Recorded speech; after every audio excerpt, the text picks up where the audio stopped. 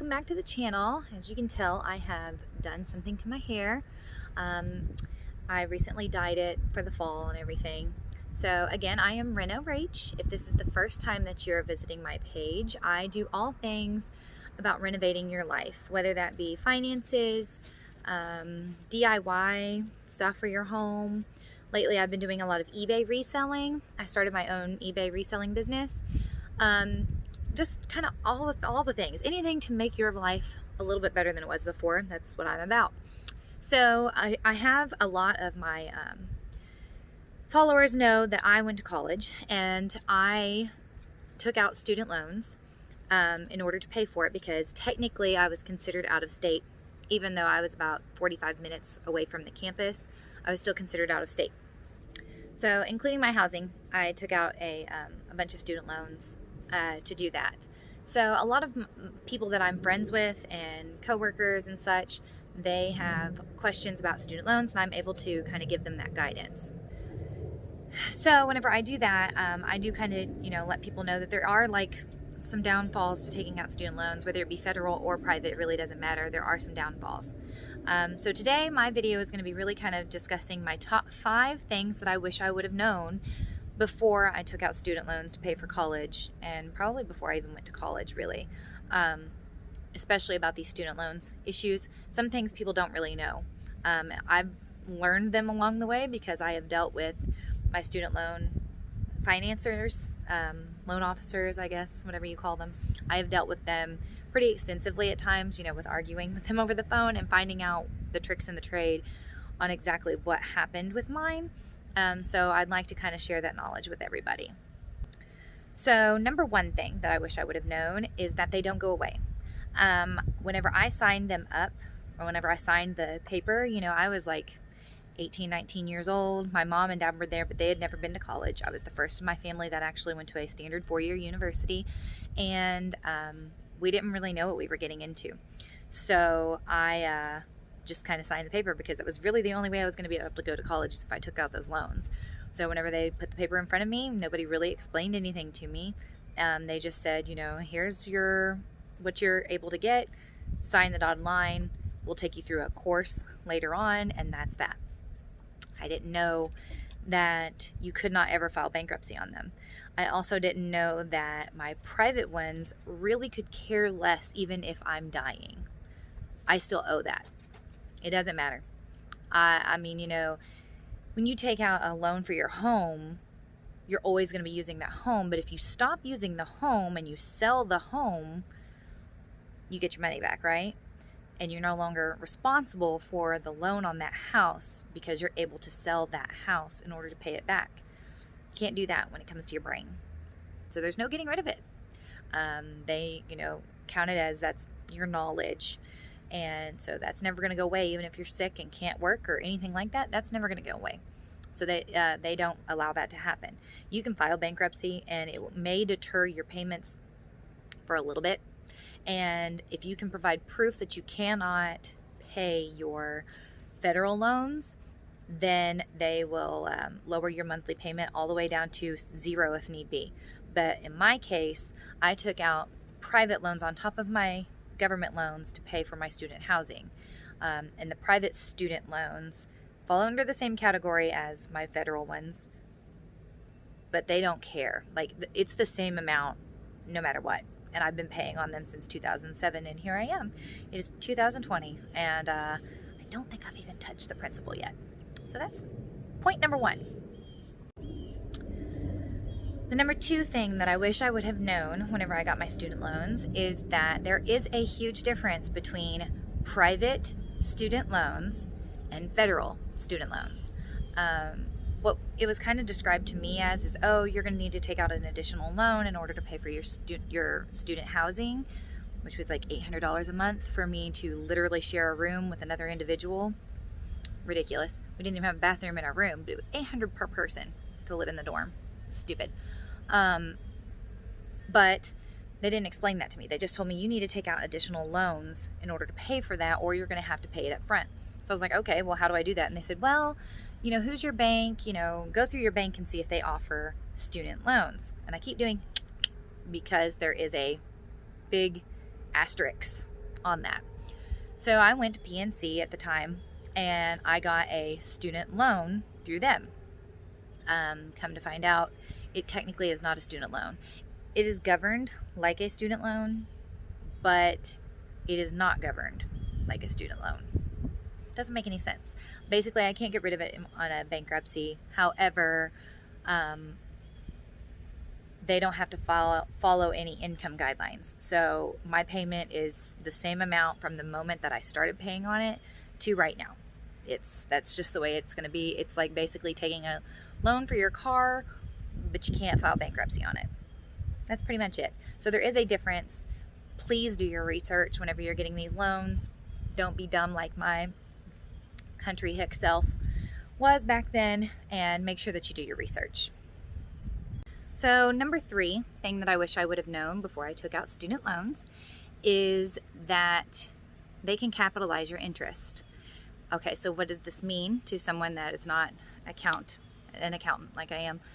Basically what that is say if you have $100 in loans and your interest rate is 10%. Each year you're going to be charged 10% annual percentage, right? So you're going to owe $110 at the end of the year if you didn't pay anything. The way things normally work is that $10 doesn't count towards your interest for the next year.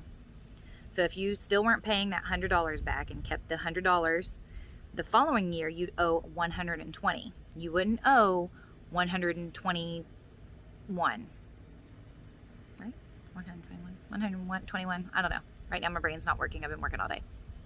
You wouldn't owe $121. You owe $120 because it's the 10% off of your $100, not off of $110. What capitalizing interest means is they count that $10 towards the $100.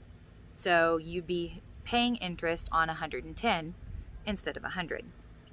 So right now, say for instance, if your student loans were $100,000 and they capitalized your interest, say if you had, built up, let's say you'd been charged $5,000 that year in interest.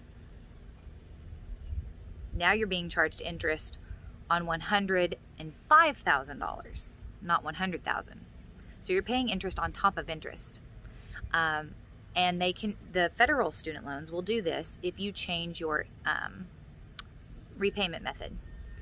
So what happened to myself and several other people that I have spoke to and warned religiously about this is that you call in and, to make sure that your payment plan is correct. Because when you first start paying your loans back, they put you in like a payment plan method, either the standard, which is just that's your rate, period, doesn't matter your income, or you have an income driven plan where it will change based on how much money you're making per year.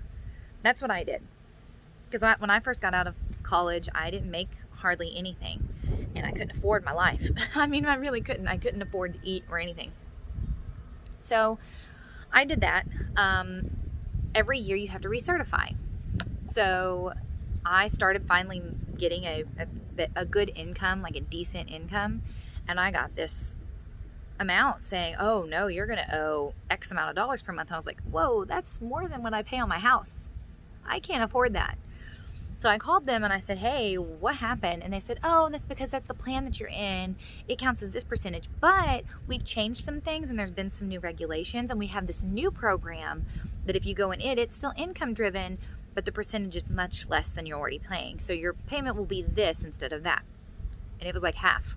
I was like, well, yeah, sign me up. I was like, is there anything different? She's like, no, nothing different at all. That's what we're going to put you in, and I'll go ahead and do this, and I'm going to send you this form over, and you just sign it and ready to go. I said, okay, sounds great, right? So I got the form. I looked it over, what I could read. I was like, okay, it sounds like what she's telling me, and I put my initials at the bottom. Then I get an email about 45 days later from my credit monitoring agency saying, ding, ding, ding, ding, ding, your loan amount changed. I'm like, no, the hell they didn't, because I'm not going to school anymore. I graduated a long time ago. Come to find out, it's because they capitalized my interest. So now on my credit report, it shows that I have more than what my original loan was taken out. So I'm upside down on my loan. Not only am I upside down on my loan, but now I'm paying interest on top of interest. I called them and raised all sorts of heck about it. They told me if I would have paid attention more, that I would have noticed that. And then we wouldn't have a problem. So be careful, because they will lock you in on something and tell you, no, everything is fine. And it's not. So don't trust these call center people, because they have no idea what they're talking about. Number 4 thing that I wish that I would have known before taking out student loans is that you will be paying nothing but interest for years. And I mean years and years and years and years and years. I've been out of school with my undergrad since 2007. No. Did I say 2007 earlier? I might have. 2011. Sorry. Correction. I've been out of school since 2011. And I am still paying on interest only. Not hit my principal yet. I think on one loan, I finally have $5 of principal taken off. And that's it. I've been paying nothing but interest this whole entire time. And I don't foresee ever hitting my principal until I start making like ginormous payments. It's ridiculous. I'm paying a lot per month. I'm paying more on my student loans than I am my house here per month, and not making a dent, not a tiny dent. The reason why is because the 5 years that I was in undergrad, I deferred my interest. And so therefore all of that accrued, and it was tens of thousands of dollars that I had to pay back before I could ever even get to where my principal was. Not to mention my payments were too low after I got out. So I was only paying towards my interest then. And while I was in grad school, I deferred payments as well, deferring interest. And here we are. Like, I really screwed myself on that. So if it's possible, please pay the interest. It's only a couple $100s a month, and it will save you in the long run, because then you won't be like me and paying for the rest of your homely life. Lastly, fact number 5 on what I wish I would have known before taking out student loans is that there are different types of loans to take out. And by that I mean they will not offer you 15-year. They will not. It's not a thing to them. However, you can find other loan servicers and you can refinance and you can get it to 15 to 20 years. Now, you're going to be looking at a lot of interest you're going to pay on it, but if, like in the scenario that I'm in, it probably would have been beneficial, because I would have been making those payments and actually making something, steady. I would be halfway through paying off my student loans, but I'm not right now. I'm just kind of screwed on that. My private ones, they say that it's supposed to be a 10-year rate. I don't know how that's working, because I've been out of school since 2011, so that's been 9 years, and I owe a lot that they're wanting me to pay off in the next year. So that 10 years ain't going to happen. I don't know what they're expecting. But it's not like a house. There is not a 15-year fixed or variable. It's not like that. Please do your research. Look into your loan servicer. Look for reviews on your loan servicer, because if you have the one that I have, I've looked up the reviews, and there's actually court cases about them. There's civil cases going on because they withhold information. So I really implore you to really do your research. So that is my top 5 things that I wish I would have known before taking out any student loans whatsoever to go to college. If you are a young kid and you're thinking about going to college and you're watching this video, I really, really suggest that you do your research. What are you wanting to go to school for? Can you get away with not going to school for it? Or are you just going for the piece of paper? Because I can tell you right now, not every employer forces you to have a piece of paper. In my line of work, I'm an accountant, so yes, I have to pretty much have a piece of paper. But every single one of my friends makes more than me pretty much, and they're all sales. One friend of mine has a degree, and I have another one that's a assistant principal, so she has a degree as well. The rest of them make more, and they don't have a degree. They didn't have to go into debt to make a lot of money, and they get to enjoy their lives. And I am super, super jealous about it. I'm just not very good at sales, so I don't know if I would have been able to do that at that time, but I suggest that you really think about it and look into it before you really make that decision. So this was my student loan video. My next video is going to be about this bulk box that I did with makeup in it, and I am going to go over what I had in it. So be on the lookout for that. Make sure you like and subscribe. Tell your friends and tell your folks. For all your frugal fans, anything that helps you save money, I'm all about it. So again, don't forget to like and subscribe, and we will see you next week. Bye.